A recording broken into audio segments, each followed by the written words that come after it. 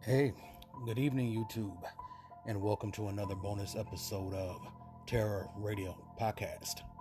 If this is your first time joining me, then welcome. This is a podcast dedicated in bringing you the best of horror and thriller, old-time radio broadcasts, as well as original stories.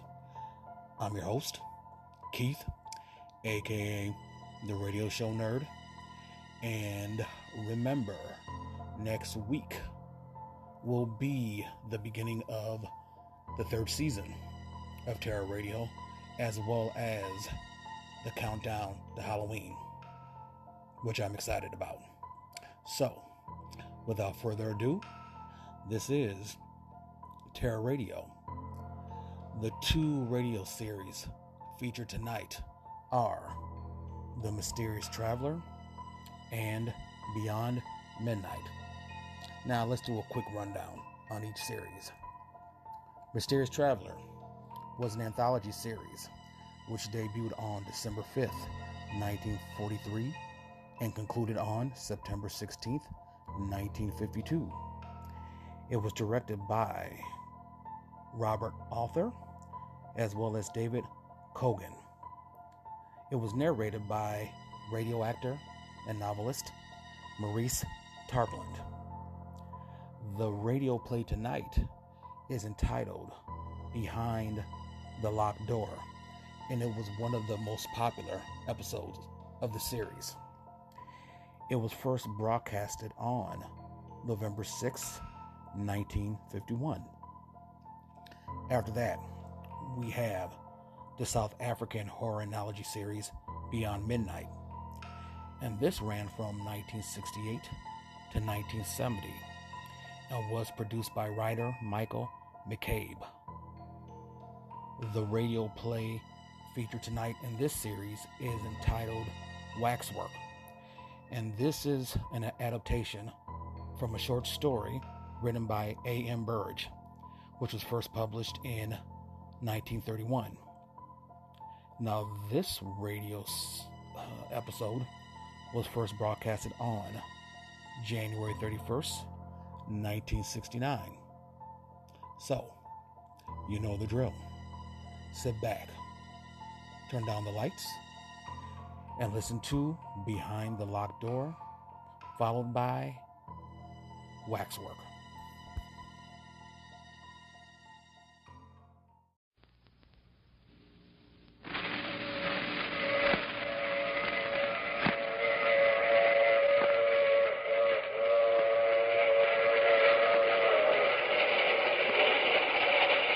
The Mutual Broadcasting System presents The Mysterious Traveler, written, produced, and directed by Robert A. Arthur and David Cogan, and starring two of radio's foremost personalities, Lyle Sudrow and Robert Donnelly, in Behind the Locked Door.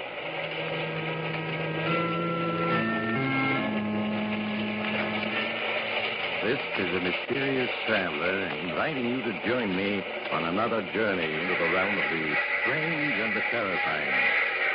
I hope you will enjoy the trip, and it will thrill you a little and chill you a little. So settle back, get a good grip on your nerves, and be comfortable, if you can, as I bring you the strange and chilling stories so many of you have asked to hear again. I call it Behind the Locked Door.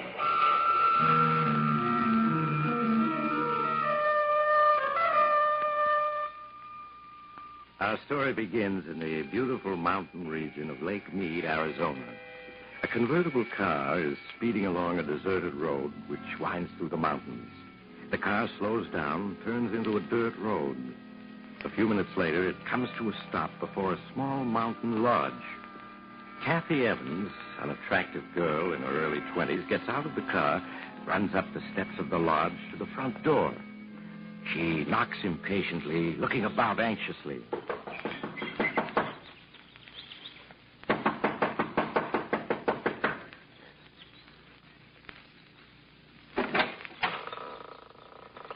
Yes? Martin, Kathy. I thought I'd find you here. Aren't you going to ask me? Go away, Kathy. Martin, what's wrong? Go with away. you? Go away. Not until I find out what this is all about. Let me in. you alone? Alone? Yes. Darling, look at yourself. You haven't shaved in days. And Martin, those deep gashes on your face. How did you get them? It doesn't matter. Darling, you must have lost a great deal of blood. And you're feverish. Yes, I know. Is it true about Professor Stevens? Yes. Why did you leave town so suddenly last night? The authorities are looking for you. Do they know I'm here? No. How could they? It was intuition that brought me here. They must have found me. Martin, nothing makes sense. You returned from an expedition last night alone, unexpected. You stay in town 1 hour and then vanish. Not even phoning me. It's best that way, believe me, Kathy. You've got to tell me everything that's happened. I can't, Kathy, I can't. I'm your fiancée. I've got a right to know. Kathy, go away, please. I won't go away until you tell me what's happened. If I do, then will you go? Yes. I don't know where to begin. I suppose if you can say it had a beginning, it was that day a little over 2 weeks ago in Professor Stevens' office.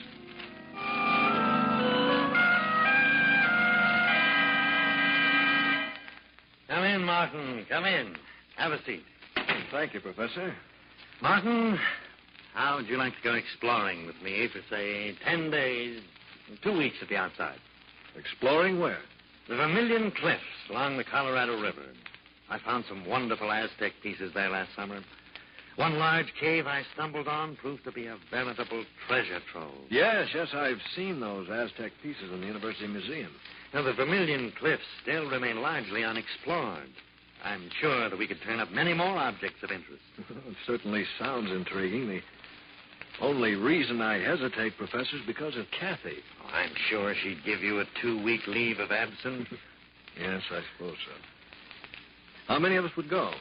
Well, it would just be you, myself, and an Indian guide, and 3 burros. I find that the fewer there are on an expedition, the better. Mm-hmm. When would we leave? Well, what about the day after tomorrow? All right, Professor, I'm with you.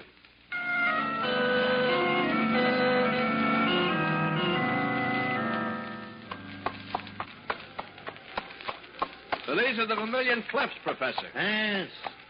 An awe-inspiring sight, aren't they? They're as breathtaking as the Grand Canyon itself.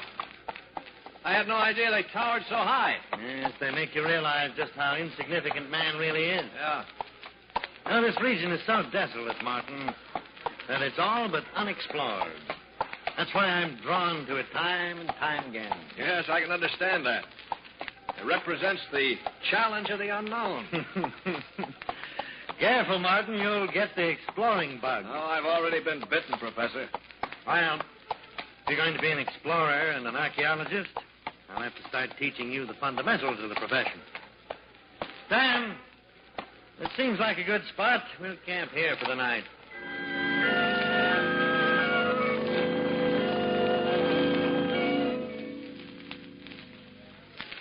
Phew. Well, it certainly is hot, Professor. Exploring isn't as easy as I thought. Yeah. All right, Professor, what is it? For 20 minutes now, you've been sitting on that rock staring at that cliff. Yeah. Note the boulders strewn over the face of that cliff. What about it? Well, that's a very peculiar landslide. If you carefully study the formation of it, What's peculiar about it? many of the rocks look as though they'd been placed there by human hands. But why and by whom? Well, one of the ancient Aztec forms of punishment was to seal a person in a cave by means of a landslide or just piling heavy rocks in front of the mouth of the cave. That landslide, there must be hundreds of tons of rock there. Yes. Well, fortunately, we're prepared for it. Is that why you brought the dynamite along? Yes. Probably all we'll find will be a skeleton. In that case, it'll have been a waste of dynamite. However, we'll chance it. Oh, Sam. What do you want? Get the case of dynamite, Sam. I'm going to blast that landslide. Professor, better leave it same way it be. Why? Evil spirit sleep in cave. Better not wake him up. You really believe that? Martin, I wouldn't laugh. Sam may be uneducated, but he senses things that you and I can't even begin to comprehend. Well, now, wait a minute. You mean you believe what he said about evil being asleep in that cave? I wouldn't say that I believe it. But nevertheless, I respect Sam's opinion. Sam, I still want to blast that landslide. I get dynamite.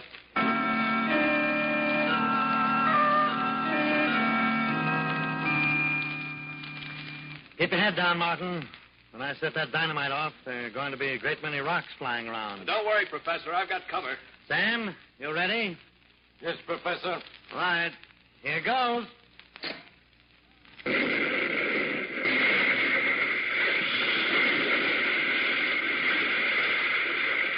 Keep your heads down. All right. It's safe now. Professor, I think you did it. I can see a small opening. It looks like the mouth of a cave. Yes, it is. Sam, let me have one of the flashlights. Martin, you take the other. I'll lead the way in. Just as you say, Professor.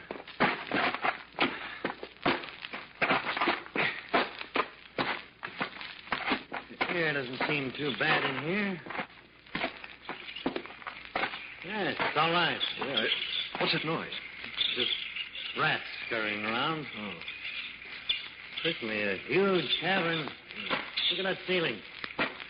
Must be 200 feet high. Look at the bats up there. Yes, huge ones. I have a feeling that this cavern and others extend for miles underground. Yeah, Professor, look. Skeleton. Yes. But there's another one over there. Yes. Let's see what else there is. Wagon train. What? Good Lord. Sam's right. It's a wagon train. A wagon train?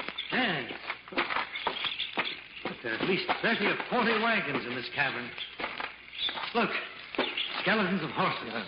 Here's a skeleton with an arrow beside it. Let me see it. Oh. Appears to be a Navajo arrow.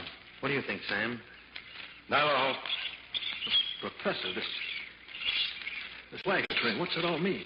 Well, many years ago, this wagon train was attacked by Indians. Wagon train retreated into this cavern, hoping to save themselves that way. And then the Indians caused a landslide, sealing them in. Yeah. Poor devils. Look. Notice that old gun lying there. Yeah. The flintlock. Seems to suggest that this wagon train must be at least 100 years old. Yeah, probably headed for the California gold rush of 1848. Yeah. Well, we'll come back tomorrow and search this wagon train thoroughly. I'm sure we'll find many things of great interest. The next morning, after an early breakfast, Sam and I followed Professor Stevens back into the cabin.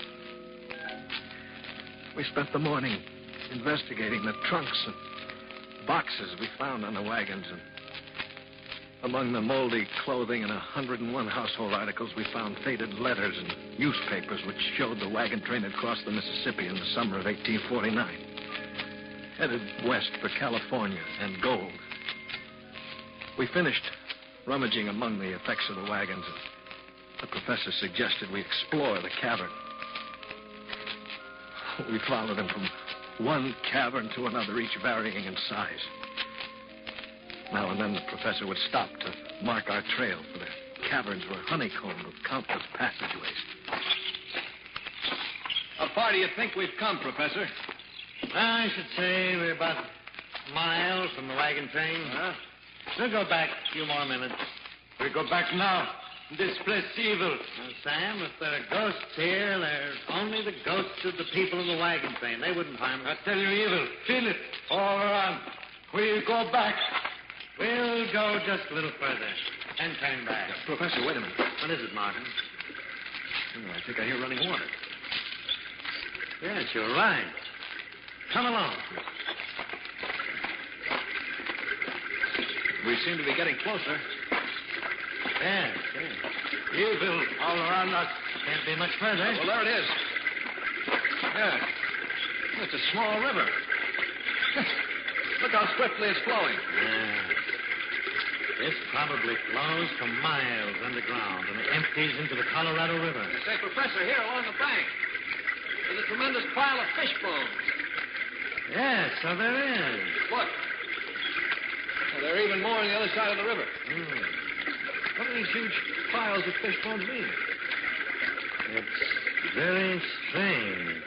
How do you account for it? I'm afraid that at the moment I can't. Sam, you any ideas about it? Evil all around us. I feel him strong. Professor, he's trembling. Sam, there's nothing to be afraid of. Look, I'll shine my flashlight around, see? We've been watched. Watched? What are you talking about? We'll stay here. I go. Sam, come back. You haven't even got a flashlight. Sam! Come on, Martin. We've got to catch him.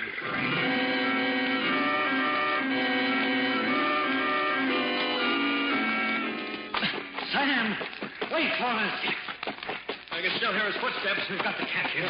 In glimpse off a serious injury running in the dark like that. Sam! Wait for us. Professor, it's Sam. Screaming. This way. That fool's probably broken his leg. No, it sounds more like a fight. Who could he possibly be fighting with? I don't know. He stopped. Sam, where are you? Keep shining the flashlight around. Can't be much further. Sam! There he is. Yes. He's just sitting against that boulder. His head down. Sam, give me a hand with him. Good Lord. His face. Nick. Yes.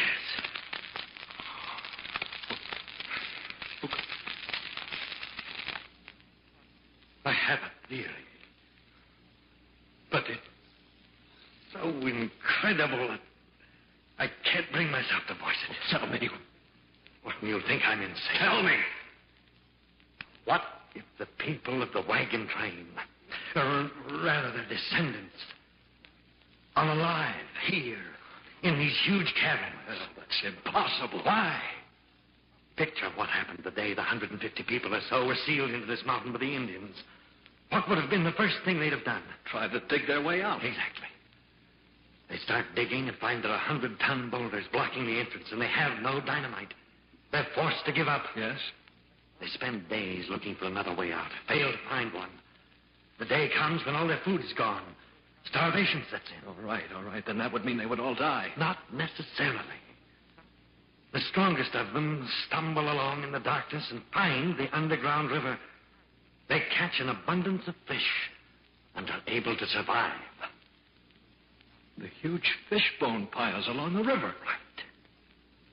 The river was an everlasting supply of food. They continue to live by the river in the dark. Some probably went insane, died. Others adjusted themselves to their new environment. Professor, you think those handful of survivors had descendants who are alive today inside this mountain? Yes, Martin. And it was one of them who clawed Sam to death. What can those descendants be like?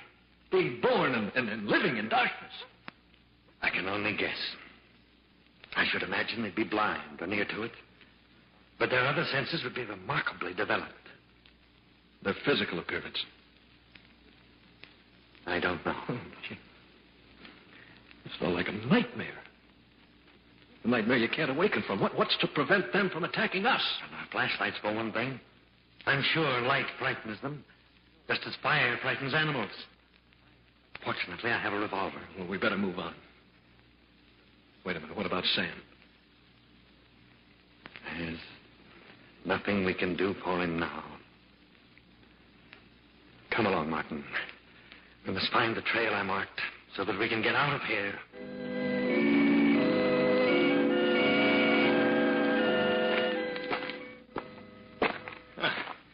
seems we've been searching days for the markings you left. Yes. Actually, it's been 10 hours.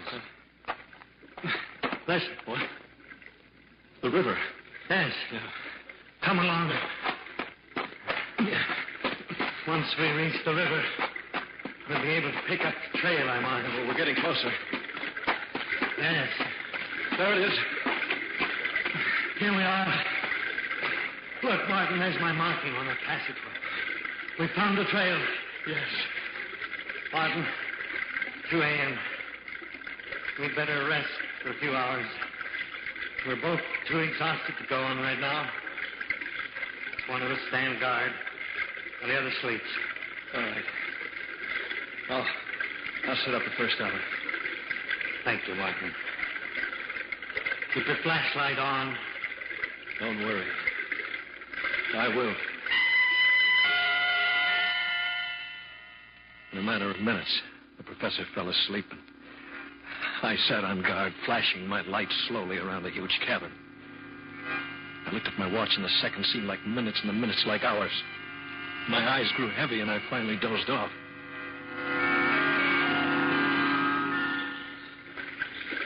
Suddenly, I awakened in the darkness to hear the professor screaming. Martin! Help me! Turn on the flashlight! Frightened frantically, I trembled in the darkness, but I couldn't find it. Then suddenly, there was shot. By the flash of the gun, I could see the professor struggling with a huge, dark figure. And suddenly, all was quiet, except for the professor's moans. As I crawled toward him, in the darkness, my hand struck the flashlight. I turned it on, and there was the professor. Martin, I think I'm wounded. You're bleeding badly. Let me stanch your wounds. Too late. Leave at once. At once. But what about you? Professor? Professor! I felt his heart, but there was no beat. I staggered to my feet, shined my flashlight around until I found the professor's markings. I stumbled wearily along the marked passageway, trying not to remember my last glimpse of the professor's face. I hadn't gone more than 100 yards when suddenly my flashlight flickered and went out. As I stood alone in the darkness, rats scampering past, I fought to keep from screaming. The darkness seemed to become heavier and more oppressive with each passing moment, and I had the feeling something was silently approaching. I backed up against the passage wall and waited, my eyes straining in the darkness, and then suddenly I was leaped upon by a wild fury. I threw my arms up and razor-like claws raked my face and neck. Again and again, the darker savage was knocked aside, and I could feel the blood streaming down my face and neck. And then suddenly the deathly clawing ceased as my attacker turned to ward off something in the dark. As I sank to my knees, I was dimly aware of a fierce fight taking place, and then consciousness left me.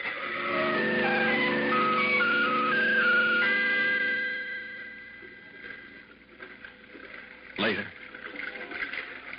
How much later, I have no way of knowing. I became aware of a heavy, calloused hand washing my face and neck with water. I winced in pain as the water flowed into the deep cuts, and then suddenly I remembered all. And remembering all, became aware of the calloused hand washing my face and the presence of someone beside me in the darkness. Who are you? For a moment, the hand hesitated, then resumed washing my neck. Well, can't you speak? Say something. A noise came from its throat that was more that of an animal's than a human being. If I could only see you. Do you have a name? It spoke. It seemed to repeat the word name, though I couldn't be sure. Faint from the loss of blood, I closed my eyes and fell asleep.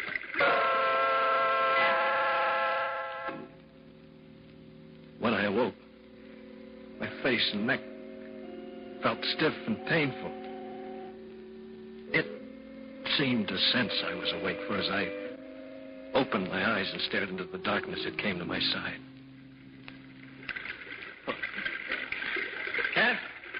Can't you understand anything at all? Don't my words make any sense to you? Why did you save my life? My hand brushed against its hand.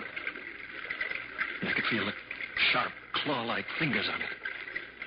I reached out in the darkness. As I touched its face, it bit my hand. I tried to get to my feet, but it placed a strong hand on my shoulder and held me down. At that moment, I realized that not only was it my savior, but my jailer as well. I lost all track of time. Now and then, it would leave me. And I would cautiously get to my feet to steal off, but no sooner had I taken more than a few steps than it would be there at my side, forcing me to return to the bank of the river. I spent my every waking moment trying to think of a way to escape. Then, when my despair was greatest, an idea came to me. The professor had said that the underground river I lay beside emptied into the Colorado River. Though the odds were 100 to 1 against my surviving, I knew it was the only possible way of escape. Slowly, I crawled the few remaining feet to the edge of the river and, leaning over, started to wash my face. I could sense that it was watching me. I leaned forward a few inches more and fell into the river. As I came up for air in the swift flowing water, I heard a splash beside me. A moment later, I felt its arms around me. The current swept us along with breathtaking speed, and as we clung to each other, I discovered that it couldn't swim. For what seemed hours, the river swept us along in the darkness, and I felt myself losing consciousness as I attempted to keep the two of us above water.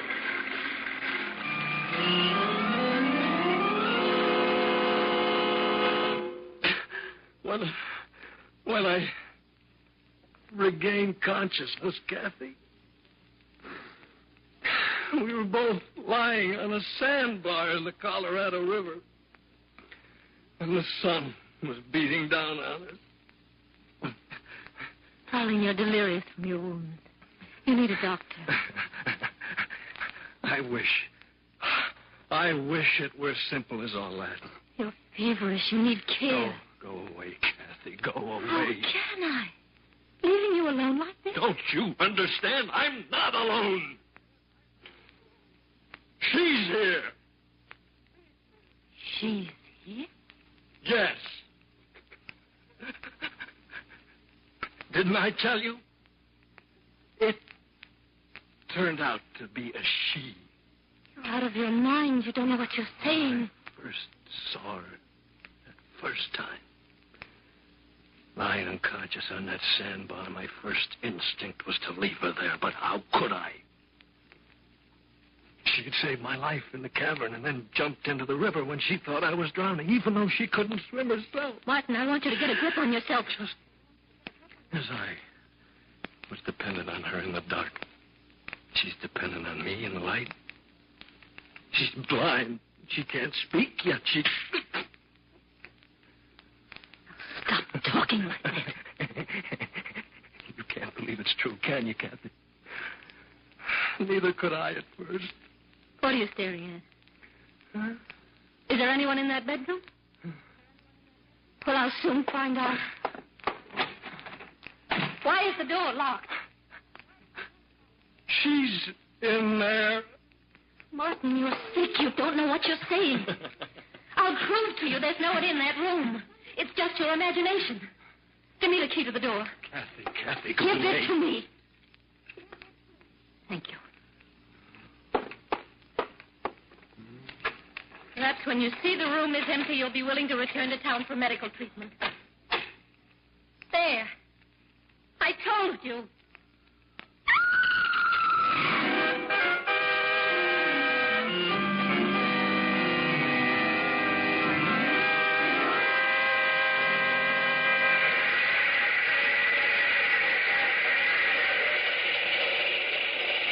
This is the mysterious traveler again. Did you enjoy our trip? What's that, madam? You want a description of what Kathy saw when she opened that bedroom door? Well, you might ask Kathy. But the only trouble is the poor girl gets hysterical when you question her about the occupant of that bedroom. I suggest you write a letter to the Museum of Horrors for a full description. They consider the Woman of the Mountain as their star exhibit. Because when she... Oh, you'll have to get off here. I'm sorry.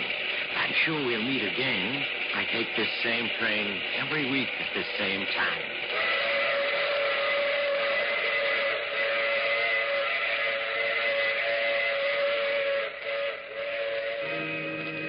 You have just heard The Mysterious Traveler. You may now enjoy other exciting adventures of The Mysterious Traveler in the current issue of The Mysterious Traveler magazine. In our cast, Lyle Sudrow, Ann Shepard, and Robert Donnelly, with Maurice Traveler in the title role. Bill Tonkin speaking. This program came to you from New York. Mutual's ace commentator Cecil Brown, currently on a 3-month fact-finding tour of the world, heads for the Orient on the last lap of his history-making trip. In these last weeks, Mr. Brown will bring you on-the-scene reports from such tinderbox areas as India, Hong Kong, Hawaii, Japan, and Honolulu. You won't want to miss any of the eyewitness accounts by this able commentator of the latest happenings in these headline-making spots of the world. Be sure to listen to the news reports of Cecil Brown over most of these stations. This is the Mutual Broadcasting System.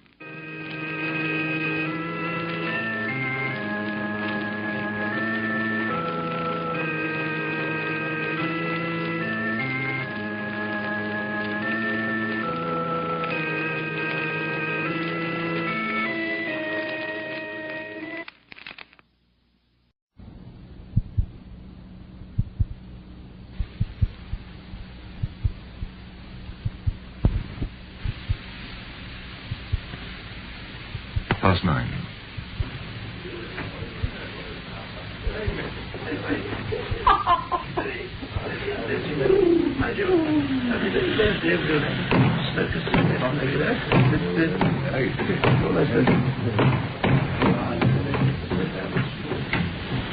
The last stragglers were leaving Mariner's Waxworks. The uniformed attendants, glad that another day's work was over, were locking up. On the second floor of the old grey building, the manager, a stout, blond man of smart appearance, was talking to one Raymond Hewson, who looked anything but smart.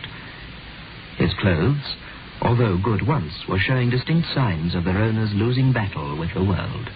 There's nothing new in your request. In fact, we refuse it to many people. Young bloods have often made bets, but we don't play ball. We've nothing to gain and something to lose by letting people spend a night in our murderer's den.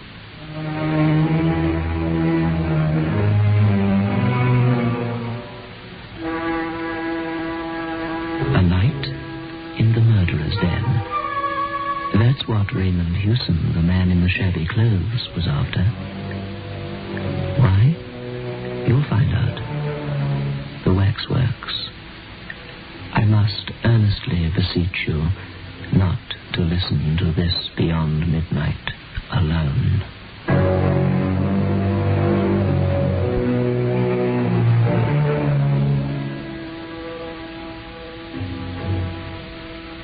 Biotex, the new soak and pre-wash powder, presents Beyond Midnight by Michael McCabe. I had a letter recently from Mrs. V.P., head of 7th Street, Parkmore, Johannesburg, and she said, I cannot fully describe my utter delight on returning to the washing to find the stubborn stains of 2 months' standing completely removed. I am so glad I discovered your product, Biotex.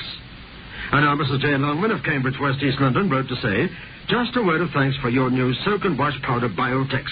I find it almost too good to be true. I've just finished my first packet, and I washed all my baby's woolens with it, and they really do stay white. And what is more, they keep their shape so well, too. Once again, thanks for a wonderful product. I'm just hoping you won't wait too long before putting a large economy-size packet on the market. Well, thank you, Mrs. Head of Parkmore, and Mrs. Longman, for your endorsements. I, too, can endorse Biotex by making certain claims to you, ladies, the most important of which is that with Biotex, the stubbornest, the very stubbornest stains just vanish merely by soaking.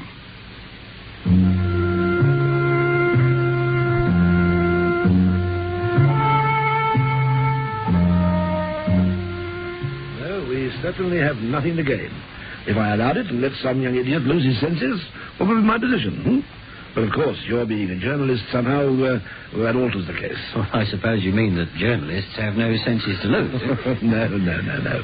But one imagines them to be sensible, responsible people. Besides, here we have something to gain. Publicity and advertisement. Exactly. And there I thought we might come to terms. Oh, I know what's coming.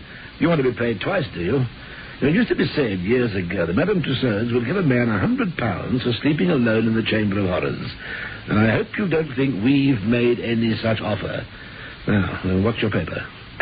Well, I'm freelancing at the moment, working on space for 2 or 3 papers. But, well, I don't think I'll have any trouble in getting this story published. Do you?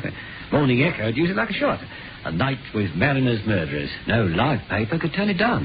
How do you propose to treat it? Well, make it gruesome, of course, but with just a saving touch of humour. I see. All right, Mr. Houston. Get your story published in the Echo, and there'll be a £5 note waiting for you here when you care to come and call for it. I'd like to be sure about you, though. And I'd like you to be sure about yourself. I must confess that I wouldn't spend a night in Murderer's Den. I've seen those figures dressed and undressed. I know all about their process of manufacture. I can walk about in company downstairs as if I were walking among so many skittles. But I'd hate to sleep alone down there amongst them. Why? I don't know. There isn't any reason. I mean, I don't believe in ghosts. Even if I did, I'd expect them to haunt the scenes of their crimes or the place where their bodies were laid, not a cellar which just happens to contain their waxwork effigies. It's just that I couldn't sit alone among them all night. They seem to stare so. Well, after all, they do represent the lowest and most appalling forms of humanity. Now, I wouldn't admit this publicly, of course, but the people who come to see our murderers aren't generally charged with the highest motives themselves. No, the whole atmosphere of the place is unpleasant. And if you're susceptible to atmosphere, I warn you, you're in for a very uncomfortable night. Well, sir, I'm imaginative, I think. I am probably susceptible to atmosphere, as you put it. But it's a good idea. And I've a wife and family to support. Been a bit unlucky lately in the job stakes, you know. And, well, we're living on my savings, which aren't great. But after all, they are only waxworks, aren't they? You're not superstitious? No, I don't think so. But you've just said that you have an imagination. As a journalist, you'd need a reasonably strong one, after all. The editors I've worked for have often complained I haven't any. All right. I think the last of the people have gone. Now, wait a minute. I'll give orders that the figures happen to be draped. I'll let the night people know you're going to be there, too. One condition, I'm afraid, I must impose on you. I must ask you not to smoke. We had a fire scare down in the murderer's den this evening. I don't know who gave the alarm, but whoever it was a false one. Fortunately, there weren't very many people down there at the time, or there might have been a panic. All right. A night with Mariner's murderers you want. A night with Mariner's murderers you shall have.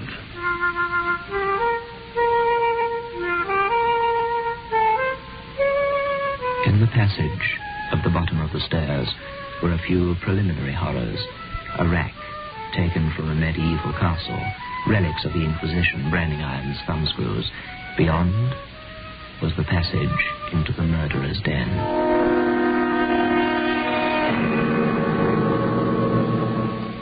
The waxworks. Thurtell, the murderer of Weir, stood as if frozen in his diabolical act. Within 5 yards of him sat Mrs. Thompson. There was Lefroy, who killed for gain so that he might ape the gentleman, and Charles Peace, sneering across a gangway at Norman Thorne. Brown and Kennedy, the 2 most recent additions, stood between Mrs. Dyer and Patrick Mahon.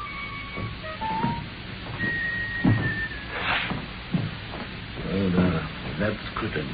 I expect you recognize him. Insignificant little beast. Looks as if he couldn't tread on a worm. Oh, there's Armstrong. Looks like a decent, harmless country gentleman, doesn't he? And, of course, who's this? Oh, yes, I was coming to him. He's our star turn. He's the only one of the bunch who hasn't been hanged. The figure Hewson had indicated was that of a small, slight man, not more than 5 feet in height. It wore little waxed moustaches, large spectacles, and a caped coat.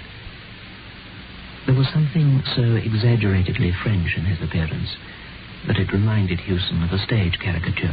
Who is he? That is Dr. Bourdet. Oh. Well, don't think I've... well, somehow the name's familiar, but I forget... Well, you'd remember better if you were a Frenchman. For some long while, that man was the terror of Paris. He carried on his work of healing by day and of throat cutting by night, when the fit was on him. He killed for the sheer devilish pleasure it gave him to kill. And always the same way, with a razor. After his last crime, he left a clue behind him which set the police on his track. Now, one clue led to another, and before long they knew they were on the track of the Parisian equivalent of Jack the Ripper. They had enough evidence to send him to the madhouse or the guillotine on 12 capital charges. And they caught him then? No. Our friend was too clever for them, even then. When he realized the net was closing, he just vanished. Disappeared off the face of the earth. Ever since the police of every civilized country have been searching for him. Oh, where can he have possibly gone to? I mean, with such a hunt on for him. Oh, there's no doubt about that.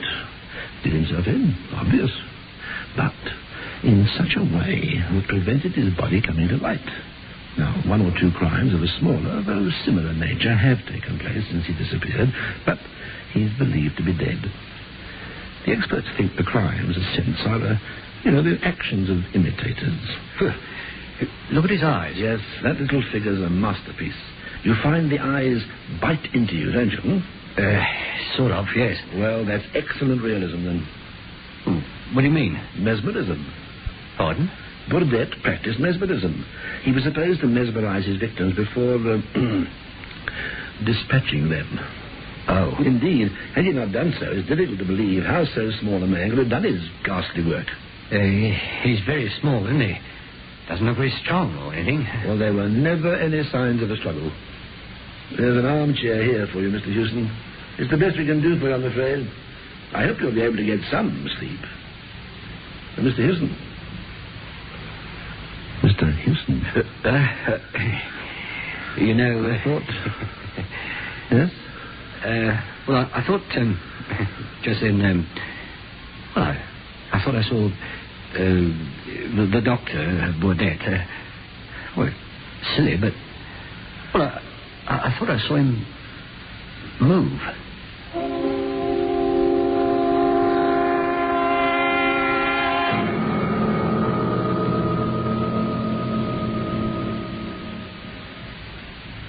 Keep your home sweet with country fresh atmosphere in every room. Keep Airwick handy. Airwick is the air freshener that actually knocks odors right out of the air. It doesn't just mask them with heavy scent. Airwick is the modern air freshener in economical bottle or a smart aerosol. Get Airwick. It makes breathing a little nicer. Soak, soak, that's all you have to do. Soak, soak, just for an hour or two you'll find things look as good as new when you use the Biotex.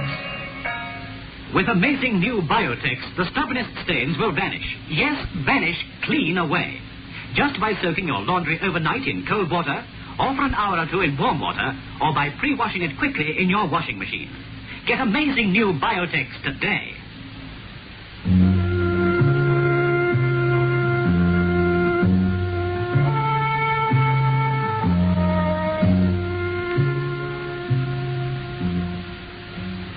Imagination.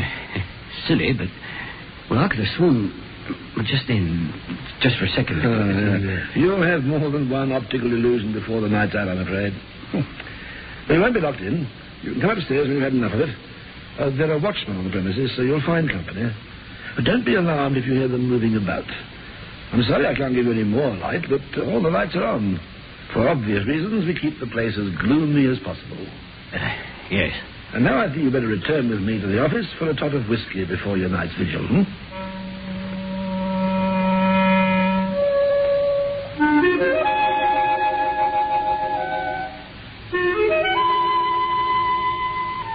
Yes, well, for a start, I don't think we'll ever have my armchair facing friend Bourdet.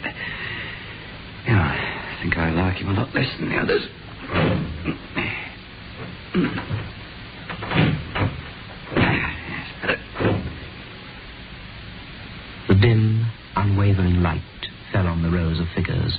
were so uncannily like human beings that the stillness and the silence seemed unnatural, ghastly even.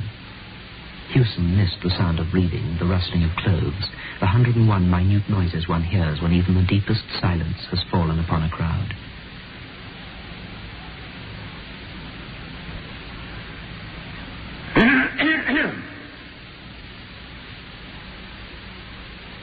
The air was as stagnant as water at the bottom of a standing pool.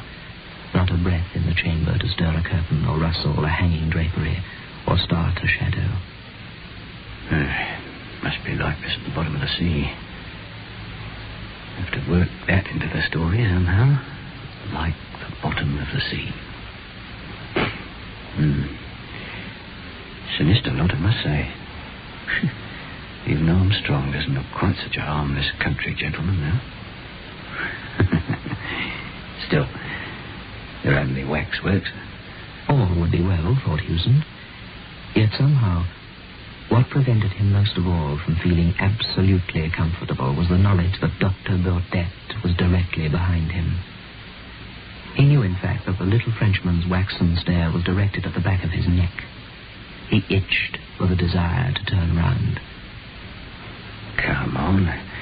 My nerves have started already. If I turn and look at that dressed-up dummy, it'll be an admission of funk. It's because you're afraid that you won't turn and look at him. Rubbish. Not afraid at all. Yes, you are. Rot. Complete and utter rot. Afraid? A lot of waxworks. Not of a lot of waxworks. Just one. Dr. Burdett. French fool. Not so healthy now, is he? Look at his eyes. Don't want to see his eyes. All the same, he had to eventually have a quick look round at Dr. Burdett. Only a waxwork like the rest of them. They're all only waxworks. All the same, he took another quick look behind him. Now, it did not worry Hewson too much, because it was, after all, only his imagination. But there seemed to be a subtle change in the grouping of the figures around Dr. Burdett. Or was it Dr. Burdett himself? Looking to the front of him, he looked at Crippen. Again, he had the slight feeling that something, somewhere, was a bit different. Crippen seemed, for instance, to have turned 1 degree to the left. Must have moved my chair a bit. Not Crippen. It was me who moved. And just then, the waxwork of grey moved a hand. At least Hewson thought the hand moved.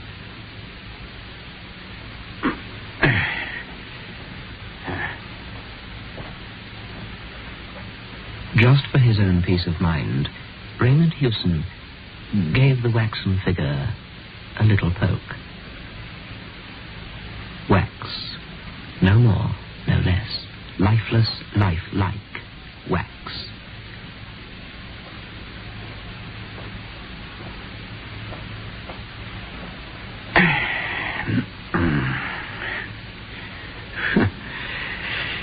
They tell me, the editors, I've no imagination. Better make some notes.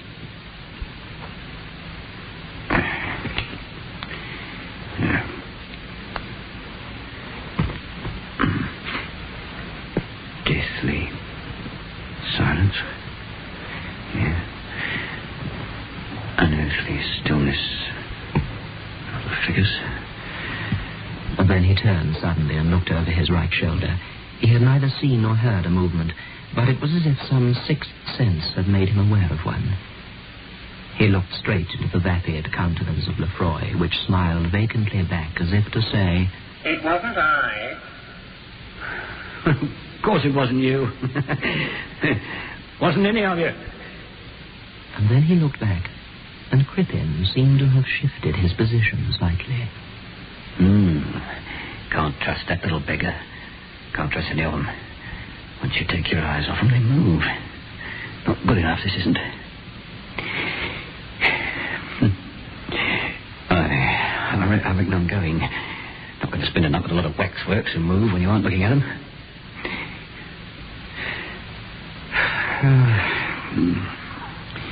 Oh, Hewson, please. can't move. What are you thinking of? He encountered the mild, baleful stare of Burdett. Almost got you that time, Crippen. All the rest of you, too. If I do see one of you move, I'll smash you to pieces. Smash you!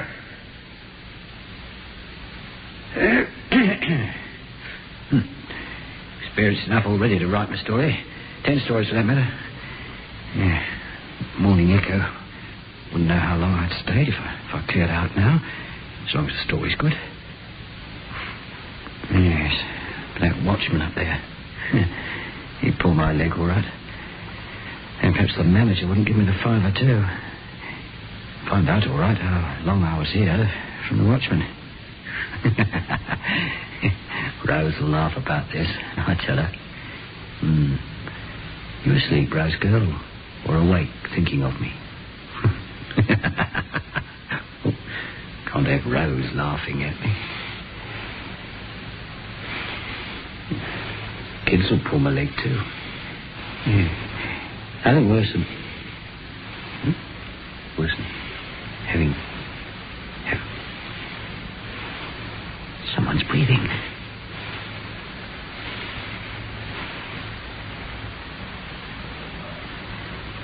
Someone was breathing. Well, it wasn't me. They knew I was listening then. And then they stopped. Yeah, yes, they did. This is too much. Bad enough when they move, when I'm not looking. But I'm not having the beggars breathing, too. No, this won't do. I am Raymond Hewson, unsuccessful journalist, but a living and breathing man. And these figures grouped around me are only dummies. Dummies! Yeah. What does it matter if they're lifelike? Wax and sawdust for the entertainment of morbid sightseers and orange-sucking tourists. Ha! Then the gaze of Dr. Burdett urged, challenged, and finally compelled him to turn. Huh?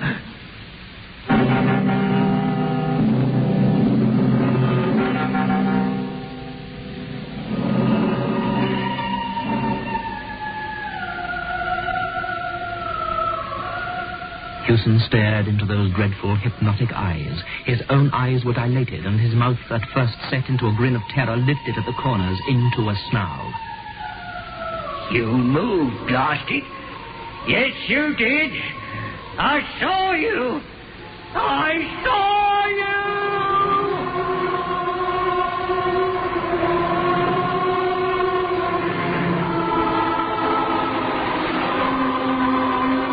you. Good evening.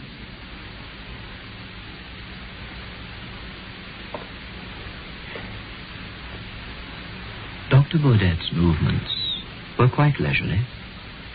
He stepped off his pedestal with the mincing movements of a lady alighting from a bus. I need hardly tell you that not until I overheard the conversation between yourself and the worthy manager of this establishment did I suspect that I should have the pleasure of a companion here for the night. You cannot move or speak without my bidding, but you can hear perfectly well. Something tells me that you are, shall I say, nervous? My dear sir, have no illusions. I am not one of these contemptible little effigies suddenly come to life. I am Dr. Burdett himself. Pardon me, but... Steve, let me explain. Circumstances with which I need not fatigue you have made it desirable that I should live in England.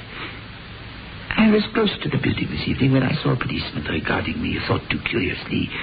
I guessed that he intended to follow me and perhaps ask embarrassing questions, so I mingled with the crowd and came in here. Inspiration showed me a certain means of escape. I raised a cry of fire, and when all the fools had rushed to the stairs, I stripped my effigy of the caped coat, which you may all be wearing, donned it, hid my effigy behind the platform at the back there, and took its place on the pedestal.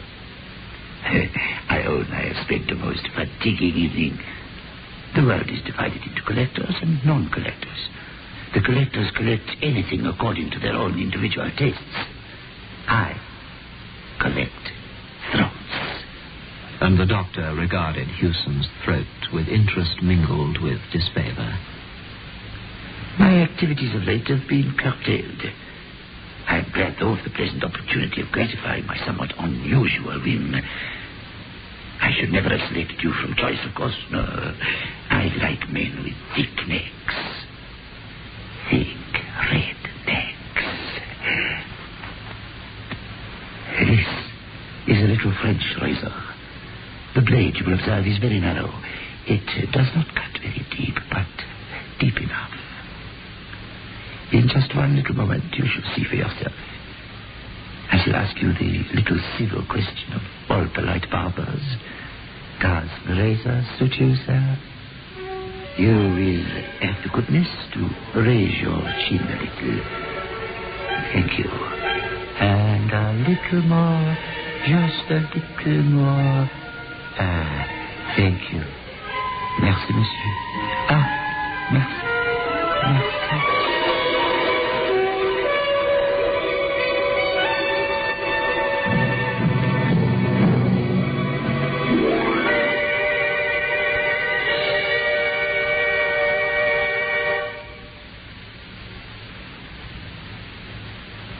Over one end of the chamber was a thick skylight of frosted glass, which, by day, let in a few sickly and filtered rays from the floor above. After sunrise, these began to mingle with the subdued light from the electric bulbs, and this mingled illumination added a certain ghastliness to a scene which needed no additional touch of horror. The waxwork figures stood apathetically in their places, waiting to be admired by the crowds who would presently wander fearfully among them.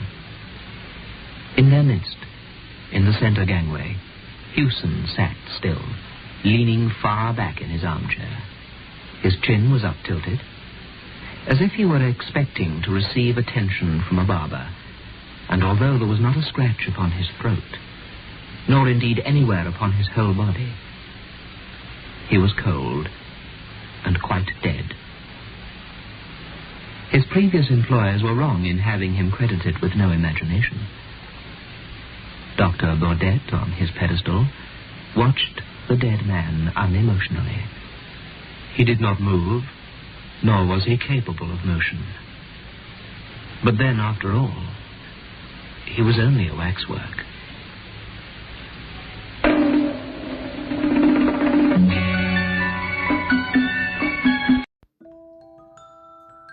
That's the show for tonight. I want to thank you all for listening. And remember, you can find me on Facebook at facebook.com/terror1970, or you can find me on Instagram at Radio Show Nerd, or on Twitter at Radio Show Nerd 1. And if you want to drop me a line, a suggestion, a request, even a critique, feel free to email me at radioshownerd@gmail.com, and you can always leave a comment, but be respectful. Again, this is Keith, aka The Radio Show Nerd, signing off.